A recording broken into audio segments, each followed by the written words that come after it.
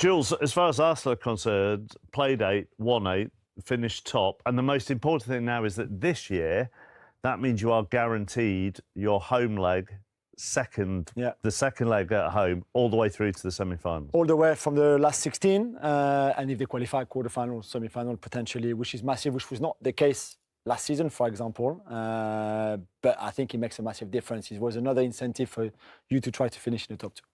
And off the back of what happened to them at the weekend and all the talk of nerves, I know it was the side who were bottom of the Champions League, but they've finished their Champions League with a 100% record.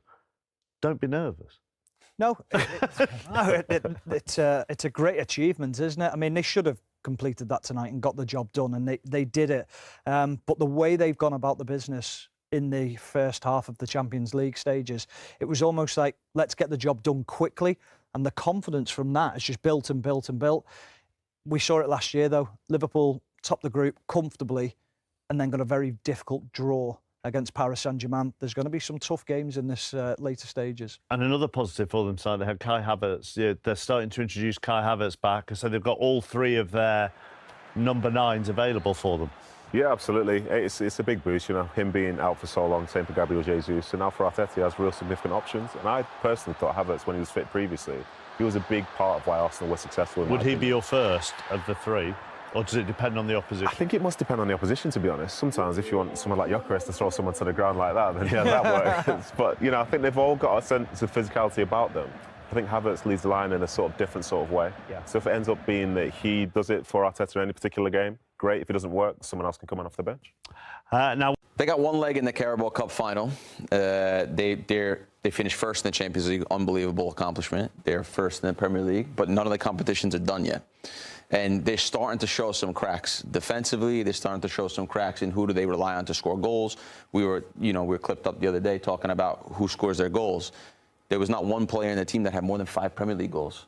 So normally you don't see that. Normally when you see the best teams, you see an Mbappe, you see a Haaland, you see a guy that goes and scores 20, 30 goals. What's that? Could that be a good thing, that they're not overly reliant on just one player? I don't know. If I told you that your team was going to go into a season and you were not going to have one player halfway through the season with double-digit goals, I think you'd say, man, my team's probably not going to do very well. You want to stand out, I think. You need one. You need a standout. You need one standout person. Yeah, this can get you to a certain level or so far, then you're going to get caught Starting to show some cracks, that's all I'm saying. Well, it was a good response, wasn't it, from the loss against Manchester United last weekend, and they've got Leeds United this weekend, Grell, so we'll see how they do. Obviously, you played for Arsenal, right? You're a big fan of Arsenal. Perfect situation for them right now. Even though things have got a little tight in the Premier League, in European competition, it couldn't have gone any better. Yeah, you know, that was my initial thought, that most recent result against Manchester United. You still can't get that out your brain in terms of the Premier League. But no, perfect start for them. I think to be the only team to be unbeaten in this league phase so far, it's the perfect start for them. You can't even complain. I think the standout wins are against Bayern and Inter, obviously. So when you put in them in the top 2 places to already have big results, but we've seen it last season. Of course, it matters where you land, but we'll see where they land come the end of the season and where they're at. Jen, from a player's perspective, do you look at Arsenal to say, right, we know how good they are, strength in depth, but do you see any weaknesses? Do you sense any weaknesses in Arsenal? I think they're too heavily reliant still on certain players like Saka, I think, and Declan Rice. If either of those players get injured, I think that becomes a weakness. Of course, there's still the depth, and we saw so much rotation, especially tonight. But even when there's rotation, you're still conceding 2 goals against a team you shouldn't be. And I think in this point in the season, we've seen them at this point previously and it not work out where we would want to be from an Arsenal perspective. But I think defensively, they look strong. There's no denying that. I think their defensive record has got them to where they're at. That's starting to look a little bit vulnerable. We saw that against United with what I previously just said. But for me, it's up top. An out-and-out striker. I think Havertz coming back fully fit and scoring goals like that is hugely important. I think he was massively missed for a long spell. So for me, it's that number 9 position still. More with a route to the final. Yeah, the Champions League phase has now been wrapped up, so confirmation of the real Premier League dominance in Europe this season. 5 of the 6 English clubs finished in that top 8, and a spot in the last 16 is theirs, while only Newcastle finished in the playoff places after that draw against Paris Saint-Germain. So this is how the final standings look then after the league phase. Arsenal, a perfect 8 out of 8 finished top. Liverpool and Spurs, 3rd and 4th. Chelsea's win in Naples meant they finished in 6th position. Real Madrid's shock defeat, as well as PSG's draw, meant that City sneak into the top 8 and avoid 2 extra fixtures next month. So the road to Budapest starts now then, with the draw taking place on Friday morning. Arsenal as top seeds. They're going to avoid Bayern Munich until at least the final if they get there. And they could meet Manchester City, though, in the quarter-finals, and then potentially with Spurs, Liverpool or Chelsea in the semis. Arsenal will face either Atalanta, Bayer Leverkusen, Borussia Dortmund or Olympiacos in the last 16. Liverpool and Spurs will face one of Atletico Madrid, Juventus, Galatasaray or Club Brugge in the last 16, while Manchester City could be on course for a showdown with Real Madrid again, or possibly but a Glimt, who shocked them last week. Of course, Benfica and Inter are their other potential last 16 opponents. Chelsea's reward for finishing 6th, potential tie with holders PSG, Monaco, Karabakh or Newcastle United. According to our good friends at Opta, Arsenal have the best chance of lifting the trophy in Budapest with a 29.8% probability now. Newcastle, as we mentioned, the only English side not to finish in that top 8. It means a mammoth February of fixtures is on the way for Eddie Howe after they finish January at Liverpool this weekend. They'll have 8 fixtures to contend with, including 4 Premier League games, a Carabao Cup semi-final second leg, a 4th round FA Cup tie, and of course those 2 Champions League playoffs. The English club's performance in the league phase is great news for any Premier League teams who want a spot in the competition next season. England way out in front in UEFA's coefficient table, and this all means that the Premier League is almost certain now to pick up a 5th Champions League spot once again for next season.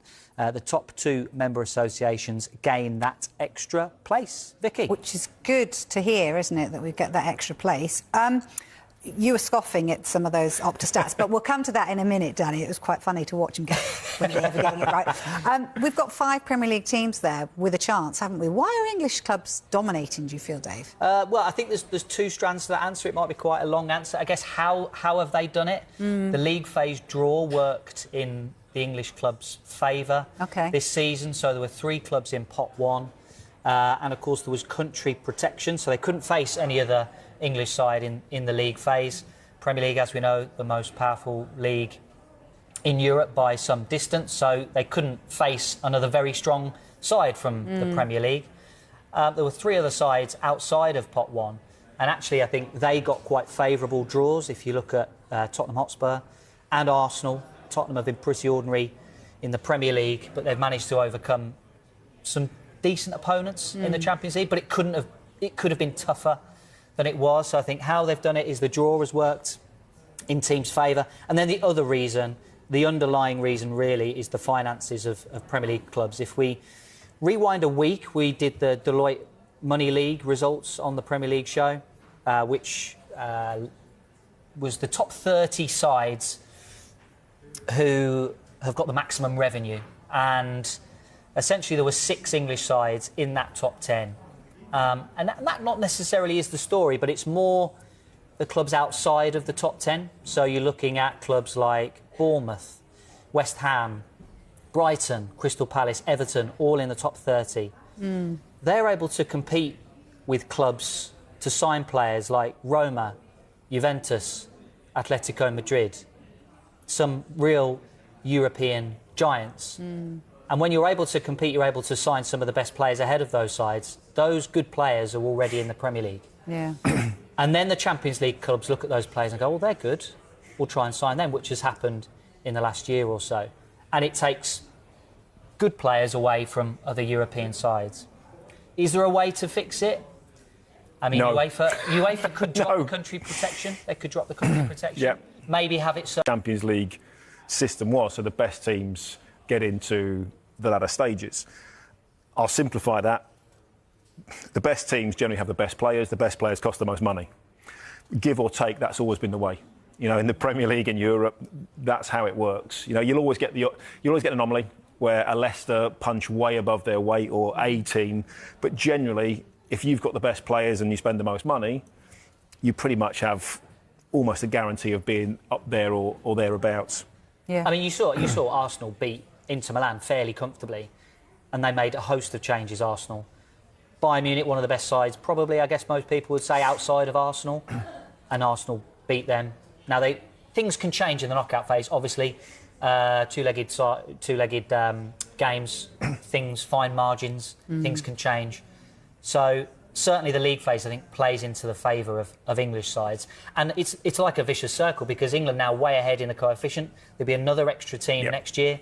If Villa, for example, go and win the Europa League, that could be another time where there's 6 English sides. Well, I think was it last year for a little bit? We were looking at maybe seven English teams in the Champions League. Gets lower and lower, It starts to get a little bit silly, I think, good at that for those point. I'm not having your coefficient for Opta, by the way. No, you're not having that. What was PSG's chances last year of winning it?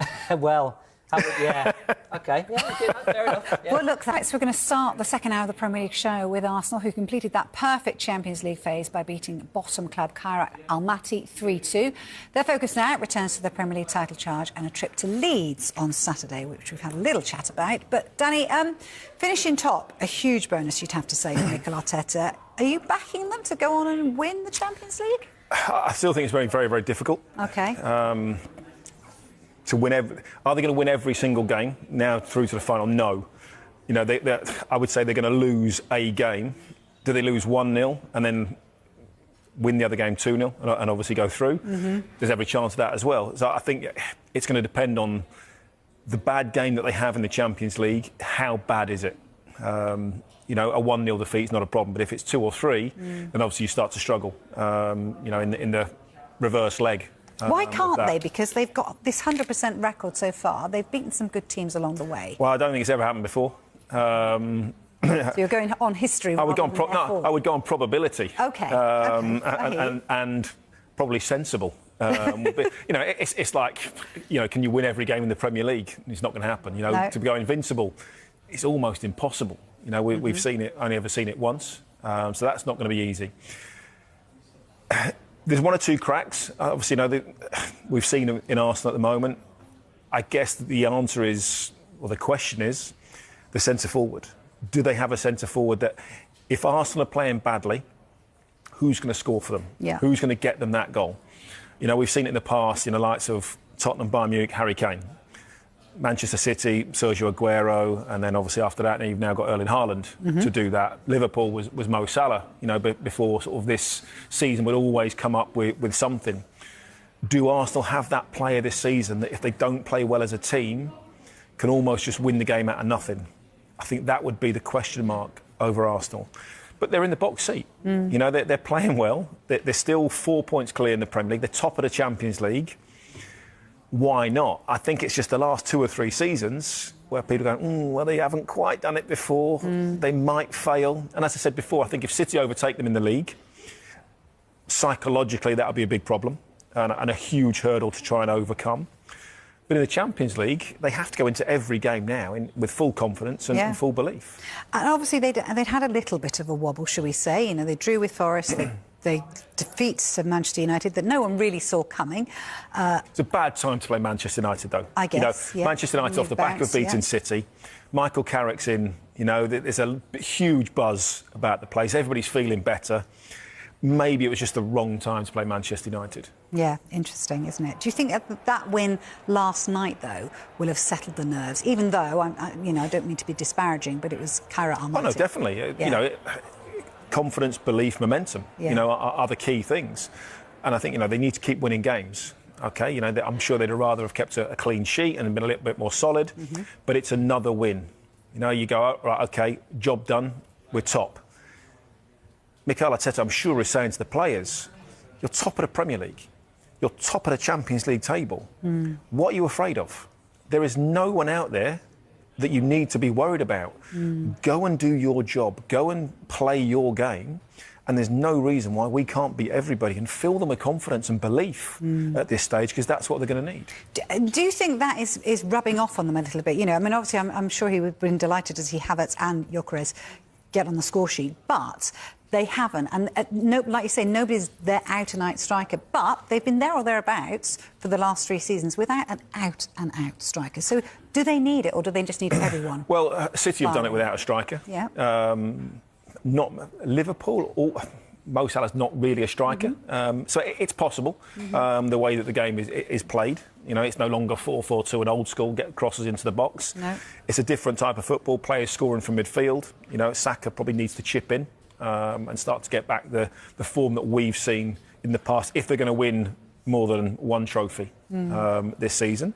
Yeah, of course they've got the potential, but this is what you talk about when it seems like you've not won it before. Is there that belief that they can get over the line? Is there that confidence? And this is where the skill is going to come in for Mikel Arteta, who's obviously been at Manchester City under Pep.